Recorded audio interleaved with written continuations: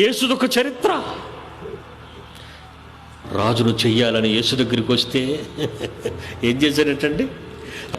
రాజును చేస్తానంటే వెళ్ళిపోతున్నాడు అయిటండి ఈయన. అయ్యా నువ్వెక్కడున్నావు? యూదులకు రాజును అంటున్నావు, నీ గురించిన ప్రవచనాలున్నాయి. దావీదు వంశములో వచ్చిన వాడవన్నావు, యాకోబు ముద్దులో వచ్చిన వాడవన్నావు, యూదా గోత్ర సింహాన్ని అన్నాడు, రాజులకు రాజు అన్నావు. ఇంతకీ నీ కోట ఎక్కడ ప్రభు అని అడిగాడు ఒకడది. ఆకాశ పక్షులకు గూళ్ళున్నాయి, నక్కలకు బొరియలున్నాయి, నాకు తలవాల్చుకోవటానికి చోటు లేదు.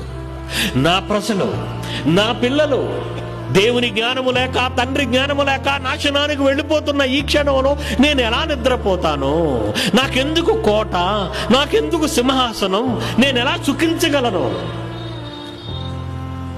తేనీటి విందులతో అంతఃపురాలలో ఆనందంగా ఉండవలసిన రారాజుగా సర్వలోకాన్ని సృష్టించిన యేసుక్రీస్తు మనుషులు రాజుగా చేయాలనుకుంటే రాజుగా ఉండకుండా వెళ్ళిపోతున్నాడేటండి. ఎంత తెలివి తక్కువవాడు ప్రపంచంలో ఉంటే ఎలా బ్రతుకుతాడు అంటాం మనమైతే. ఏమండి, మనమంతా దేవుని జ్ఞానము లేక నాశనానికి పోతుంటే ఆయనకి ఎందుకండి ప్యాలెస్? ప్రతి క్రైస్తవుడు అలా ఆలోచించగలగాలి. ఇలాగే ఆలోచించగలిగితే మీ చరస్థిరాస్తులను దేవుని సముఖంలో ఖర్చు పెట్టడానికి ఇష్టపడితే